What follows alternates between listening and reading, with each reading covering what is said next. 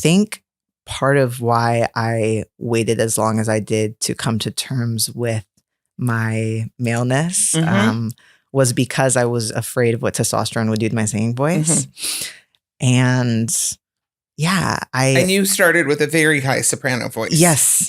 Yeah, I did. And giving up attachment to my artist identity was something that I had to do when I chose to prioritize myself over it. And I'm grateful for that feeling of having my own back.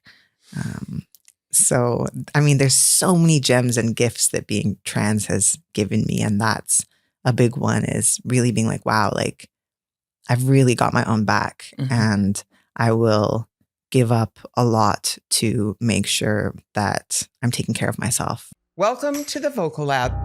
I'm Sarah Ramsey, and this show aims to pull back the curtain on the entertainment industry, where veterans give up-and-coming artists some of the information they wish they'd had when they were just starting out. Sort of a music industry primer, if you will. Do you want to talk a bit about your songwriting process? Yeah. My favorite way to write a song is to be in a nice, cozy studio, laid back on a couch with a producer who I trust, both musically and otherwise. And I'll bring a couple of references in of music I'm listening to or something that's inspiring me or that I want to create something similar to. Sometimes I'll even bring in one of my own songs that I want to kind of build off of that style, and then maybe a couple others of other artists. And I'll let the producer start to tinker around, build some drums, build some chords. And I might say like, oh yeah, I really like that direction you're going in, and kind of offer that like supportive guidance as they're finding what they're building. And then lyrics and melody will come to me. And there might be kind of a brainstorm of something I want to express around, maybe like some words that I'm feeling inspired by. And yeah, I'll just let it flow. I also like getting up on the mic like very soon while the producer is creating the beat, when it's the spirit of the song is fresh and it's more in my body and my soul than it is in my head. I'm not dissecting it or trying to perfect it, and getting up on the mic and maybe having the brainstorm of words in front of me and freestyling and seeing what cadence the words want to come out as and what story wants to be told. And I think the melody and the sound of the singing is sometimes more important than the lyrics. I think often that's what really connects with me as a listener, is the way it sounds and the way it feels. And then like after I've heard the song 10 times, I'm like, oh, that's what they're saying. Or sometimes 100 times, oh, that's what they're saying. And that can be a wonderful discovery too, but really focusing on the melody is something I love. And then after that melody is down, I really like freestyling with actual words in there instead of just bada-buda or like oohs and ahs, because then I'll transcribe what I've written and plug in new lyrics that feel more honest into the existing form. So when you're freestyling, you do it with tape running? Yeah. I'll record it. Yeah. And then I get the freshest, most authentic, inspired melodic idea. And then I can plug lyrics in that might be tweaked after the fact. Yeah. It's interesting what you say about, that you hear melody first and lyrics later. And I had a really interesting discussion last season with, I believe it was Craig Northey that we were talking about this. And he was talking about the fact he was reading a book. This is How We Hear, it might be called. Cool. I can't, I'll find the title of it and I'll put it in the show notes. But I off the top of my head, it's something like that. And it's about the fact that we actually hear differently. Like we musically, we hear things differently. So for instance, my husband, songs that he has performed for 30 years, can't tell you the words. Wow. He will sing them with the wrong words till he dies.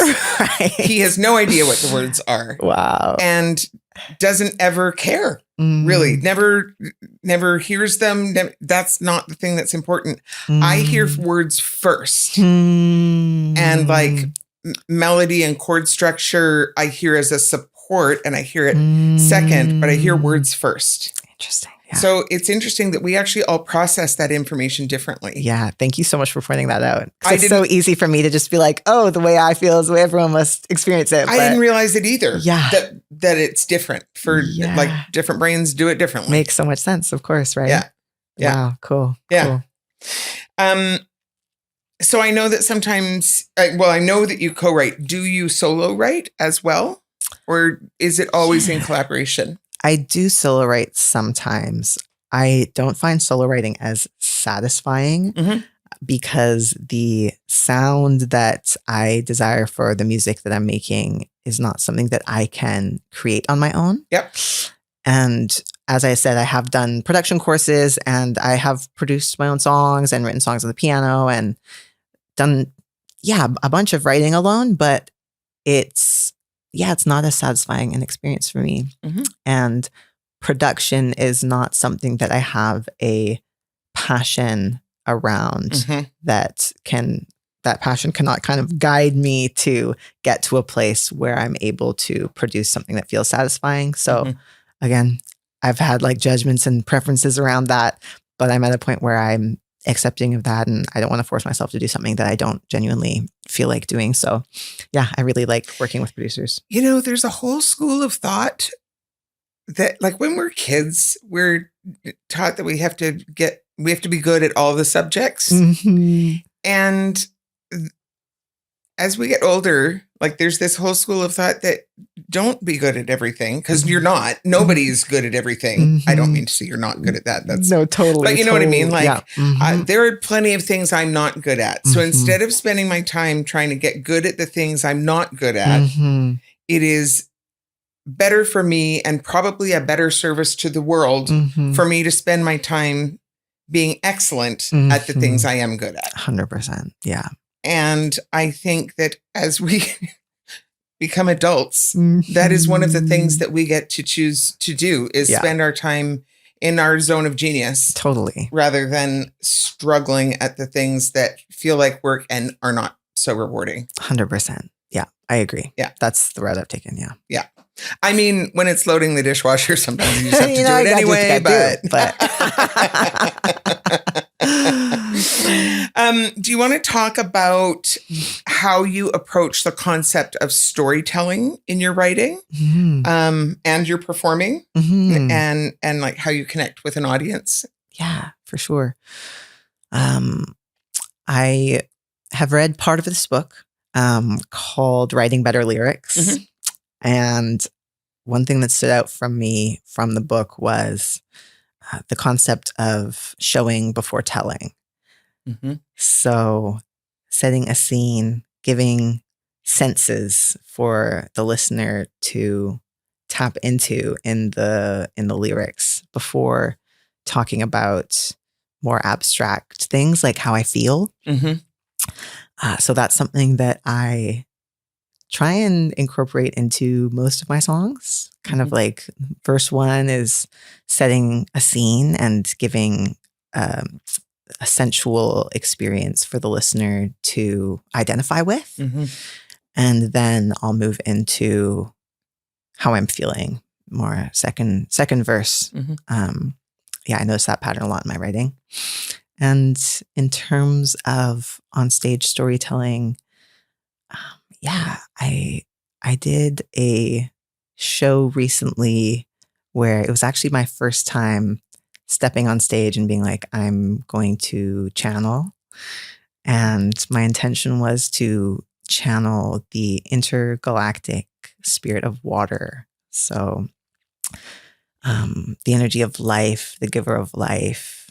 And so I had a projection behind me that was ocean waves at nighttime, and we had dry ice on the stage and dark blue lights and the sound of ocean waves in the background. And I had these sheer white fabrics like coming down my mic stand and across the stage. And I really stepped on stage being like, this is for me to connect with my guides and my creator, and to allow the vibration of my voice to be a translator of that energy to the rest of my physical body and my spirit, and also the folks who are in the room and the physical space. And that was a really fulfilling experience for me. Yeah. Yeah.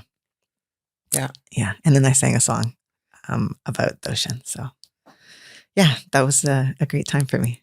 Well, I think that's really interesting because it, like what you're describing, obviously not having been there, but it's sort of blurring the line between performance art. Yeah, totally. And just straight up like music performance, yes, right? Yeah, definitely. It was really great to allow myself to experiment with that and to get to a place as well where I feel confident enough to step out in that way and do something that felt really resonant from my heart, but wasn't something that I had seen someone else do. And it felt great. So I'm excited to continue experimenting with that type of storytelling, and also just like doing what I want to do, how I want to do it.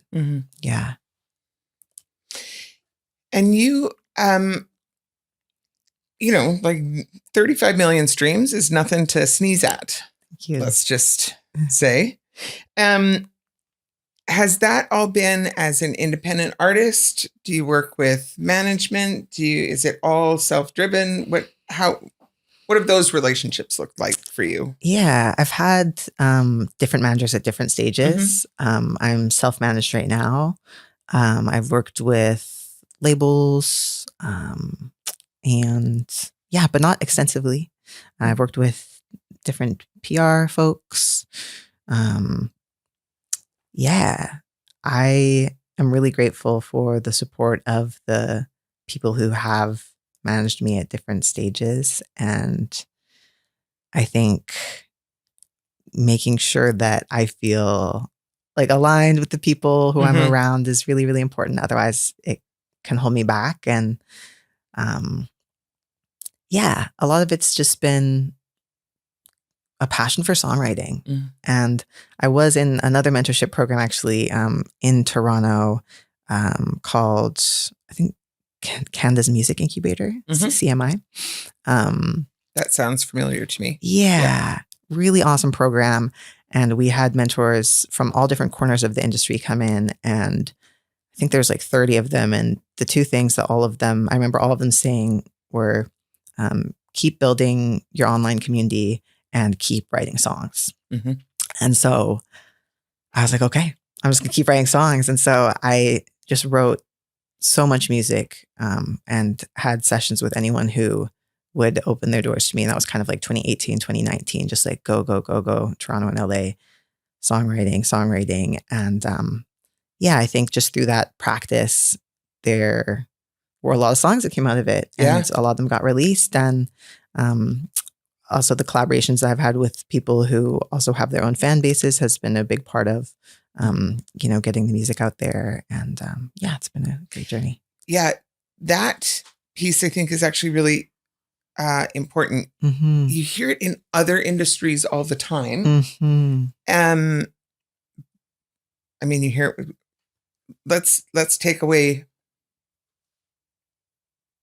industry, but even just with like influencers and stuff, like that's why partnerships happen, right? Because it's cross promoting. You are now cross pollinating with each other's audiences, and it's just smart marketing. And when you can do it in a way that's creatively fulfilling, that's two birds, one stone. Yeah. Right? Totally. Yeah. Yeah. Yeah. For sure. What challenges have you found being self-managed? I I think that piece again that we were discussing before around like the loneliness of solo entrepreneurship. Yes. And not being witnessed in the efforts. That's something I've gotten used to, though, I think. And I also do have, business style kind of music related relationships that I do keep up with regularly. And so I do have, I do feel witnessed, particularly, with my patron who's in the Web3 space and what we're working on. And that's very music related at this point in my journey. But I think I am quite self-disciplined. And so that is something that is a strength that really helps me to be effective as someone who's self-managed. I think it's really hard to create forward momentum if you're not. Yeah, for sure. And I think that courage is a resource. Self-love is a resource. And luckily these are renewable resources. And, absolutely. And so those resources are ones that I've cultivated and continue to this day in very intentional and focused ways. And they enable me to take the steps that I want to see in my career and in what I get to offer to the rest of the world. So yeah. And in that you have worked on sort of both sides where you've worked in collaboration with people who were helping with the business side of your career and you've done it the solo route. Are there things that, if anything that we haven't mentioned yet, that feels like a real, like on a check mark on the positive column for doing it yourself rather than in partnership or collaboration? Yeah, I think like I really understand myself and a manager-artist relationship, it's almost like being in a relationship with someone, like a romantic relationship where it's like, it's very intimate and because our art is intimate, you know? So for me, feeling like I really trust myself, I really get my vision and I see the multiple facets of my personality and value them. I don't want to say equally, but I value whatever is strongest in the moment. And that's not always what makes the most sense for the music business. And so I think being able to prioritize the nuances of my passion and the different kind of disciplines that I weave in and out of as a person, that's been really nice to not feel like I have to explain that to managers or try and reason with them. Having the autonomy to make your choices that make sense for you. Yeah, for sure. Yeah. And I prefer kind of, having maybe someone to help with grants over here, someone to help with bookings over here. If I want, support in different areas, then I can go out. I can choose who those people are. I can choose how long we're going to work together and on what, and just keep it pushing. That's been nice. Yeah. Is there anything that you see often missed or misunderstood by other artists or writers or creatives? Like around just having a career in music? Anything at all. Anything at what all. What is misunderstood? In the biz. In the biz, yeah. You're the boss, babe. You are the boss. And you bring the value. We provide the product for the entire industry. Our truth and our art is the lifeblood of the music industry. So we're incredibly, we're invaluable. We're invaluable.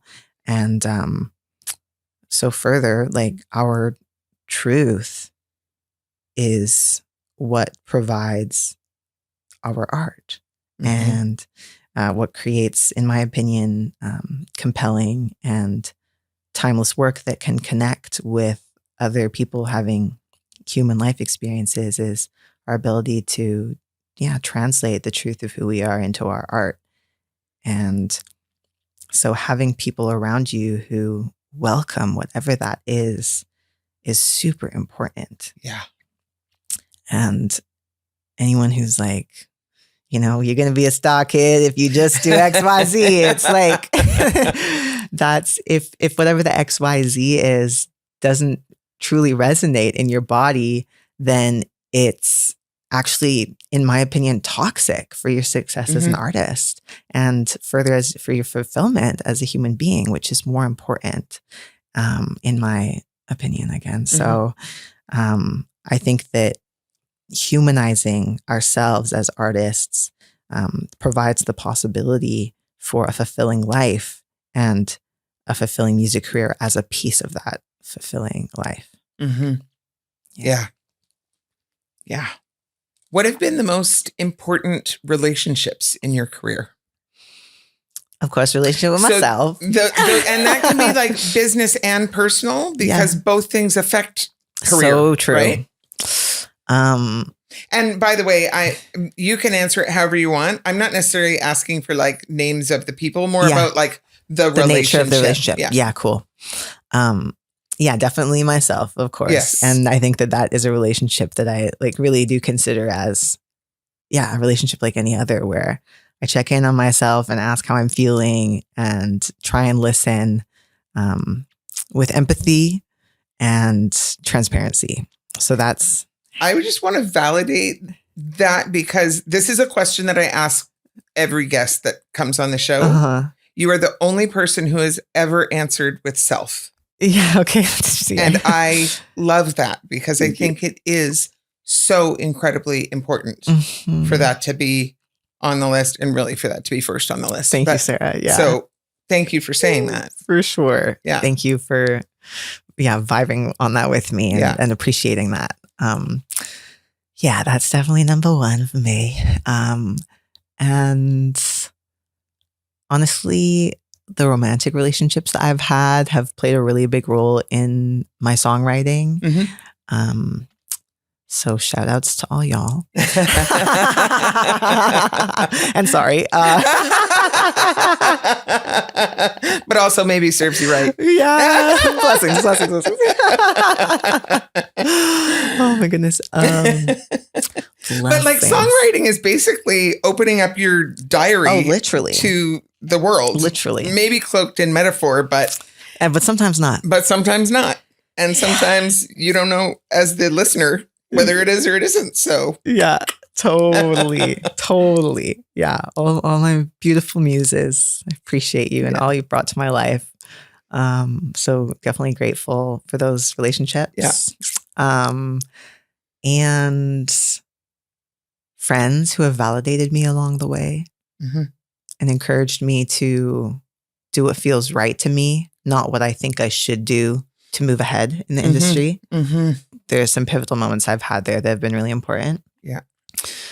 And also the folks who have believed in me. I've had, I think 5 or 6 different managers over, like starting in the high school, and all the way up to more recently. And all those people who have invested their time and energy in just believing in me have made a big impact. And that's been really supportive.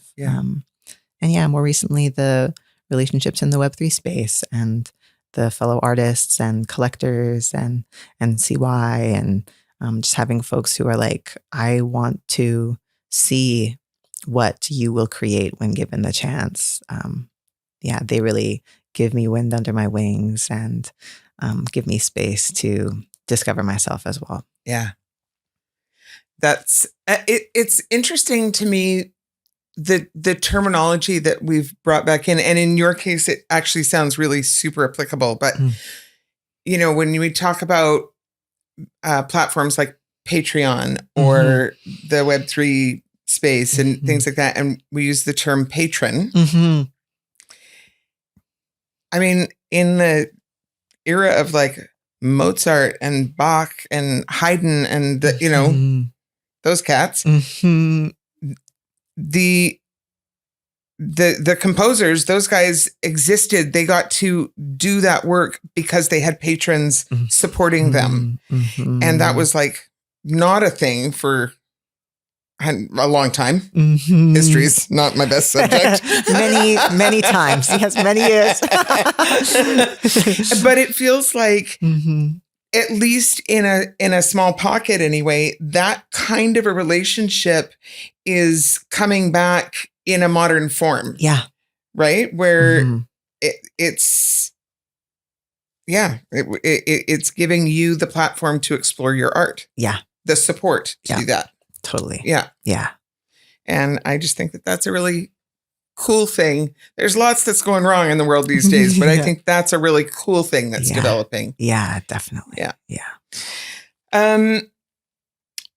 You have collaborated with lots of other artists and creatives over the years, and that had to come from a place of community and mutual respect and support rather than competition.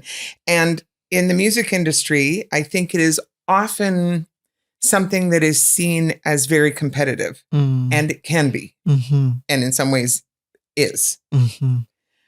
But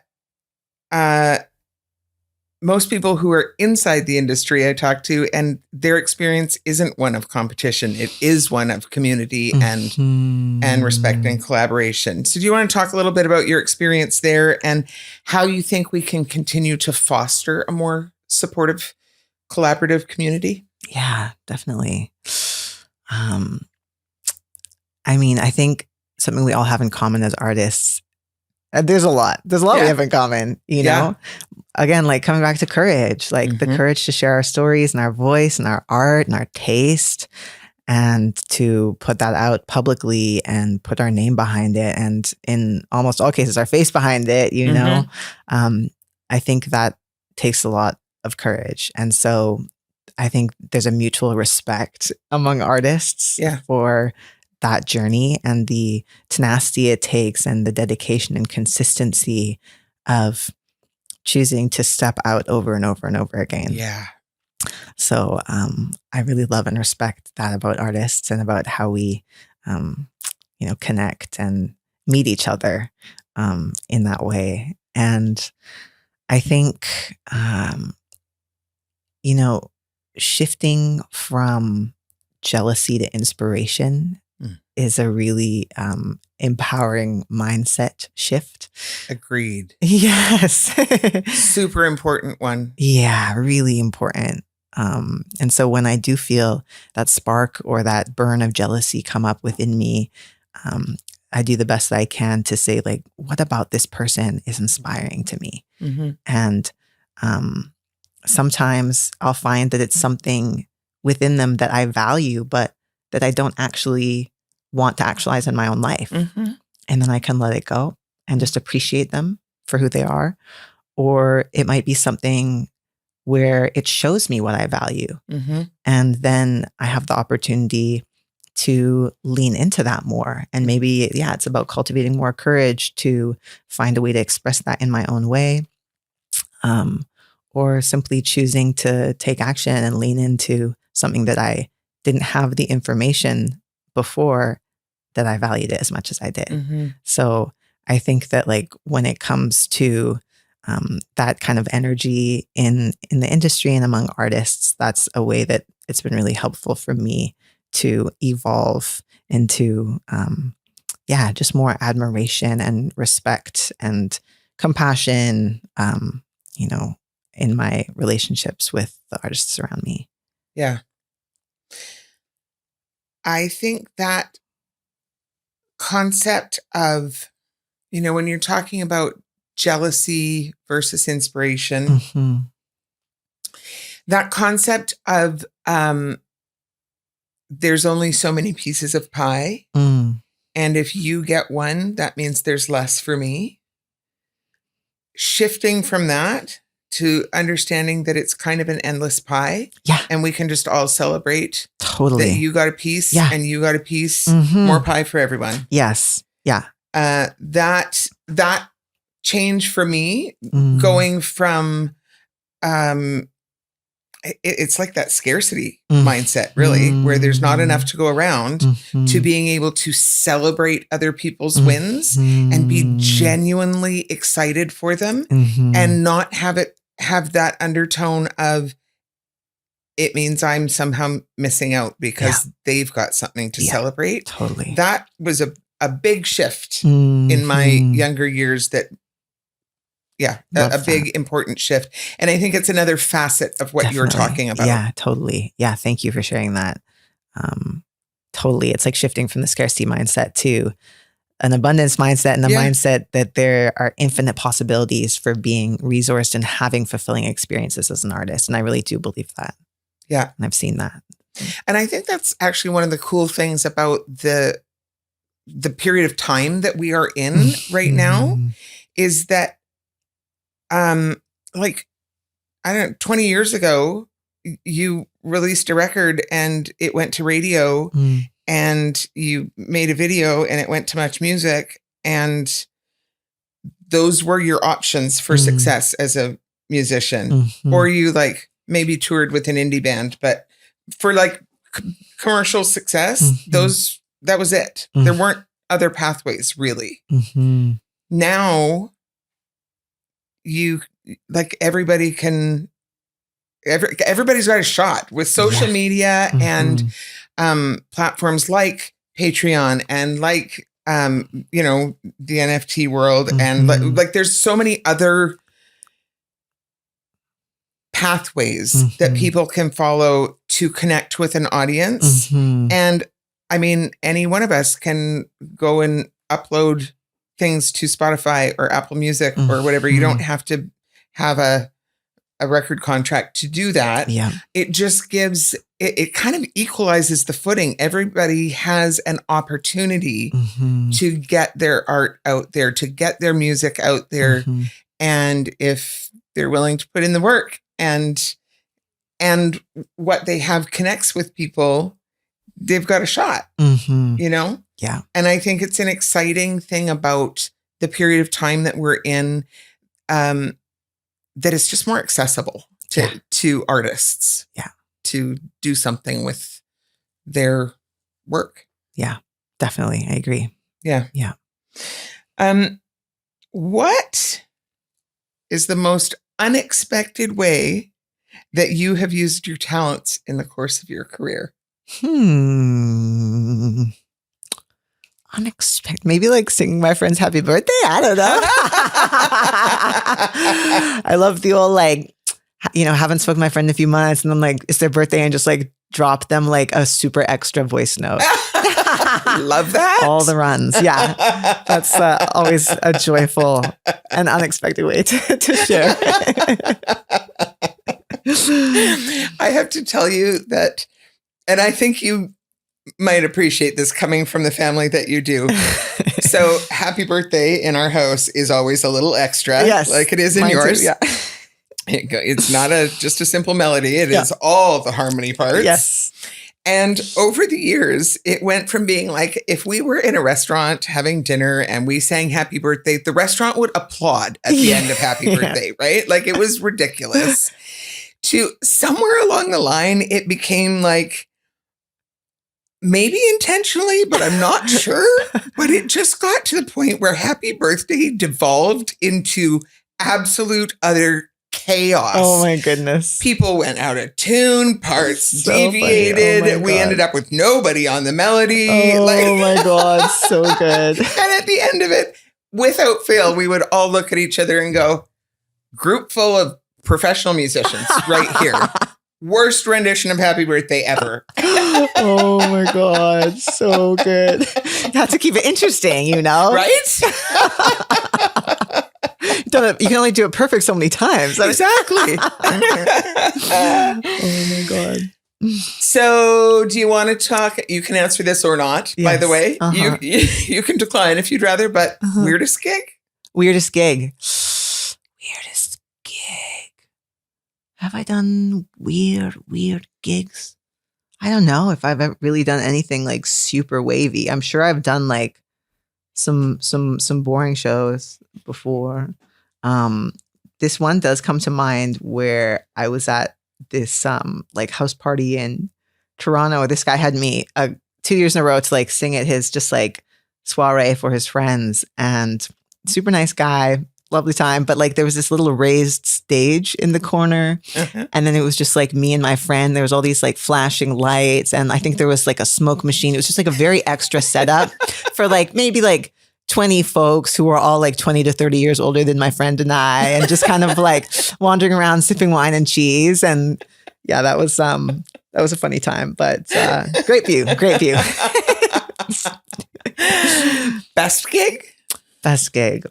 I think of performing with the band Miami Horror at this festival called Just Like Heaven in Long Beach.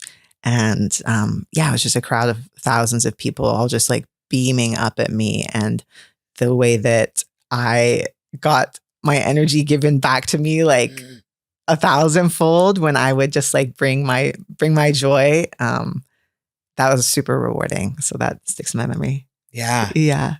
That experience that you're talking about, the like when you are the performer on stage and you're putting it out there and you're expending all the energy, I think that's a piece that people don't always understand if they are not also performers. Right. That when you're in the zone, it fills you right back up at the same time. There's no deficit because if anything, it just like increases your energy level because it's so circular there. Yeah. When the fit is not good, the same cannot be said. But those experiences where it just feels like you're in an energy bath because totally. It's just, there's nothing quite like it. Yeah, there really isn't anything quite like it. Yeah. Love it. Love that. Is there anything else that you think is really important for up and coming artists to know? I mean, I think I've said it in a few ways, but just like listening to yourself, listening to your energy.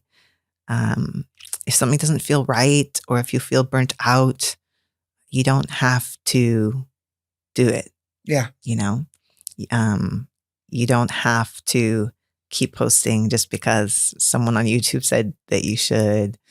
You don't have to, do things that just don't feel like a fit. And I think stamina and consistency, it's a long game thing, you know, and our passion is our fuel. And for me, that's what's allowed me to keep going, is because I keep having that insatiable urge inside me to write another song and to get up on stage again. And so I think like trusting yourself and trusting that passion and that drive and letting yourself take breaks and remembering that, you know, there's a long road ahead with many more moments of inspiration that will arise for you to show up and shine your light. So not rushing things and having faith that your consistency will stretch out for years ahead of you. You don't have to do everything right now. Yeah. Love that. Love it. Nice. Where can people find you, Forrest? All the places, web, social media, upcoming shows, any of it. Yes. I have a show March 28th at the Green Auto here in Vancouver. And you can find me on socials at Forrest Mortifee, ForrestMortifee. That's Instagram, Twitter, TikTok. And you can also check out my music on Spotify, any other DSPs. And you can hear more about my journey at museumofforest.com. Love it. And we will link those in the show notes. Cool. I am so grateful for you coming down and hanging out with me today. So it was just like really nice to hang out. I know, I haven't seen you so in a while. nice to hang out. So good to see you. Thank you for asking me. But it was really fun to like talk through this stuff. Totally. Yeah. We always see each other at family gatherings. We don't get to talk like this. Yeah, totally. Totally. Yeah. Thank you for all your thoughtful questions, and you're a fantastic listener. And yeah, it's just a joy to get to connect and share. So thanks. Thanks. You too. Yeah.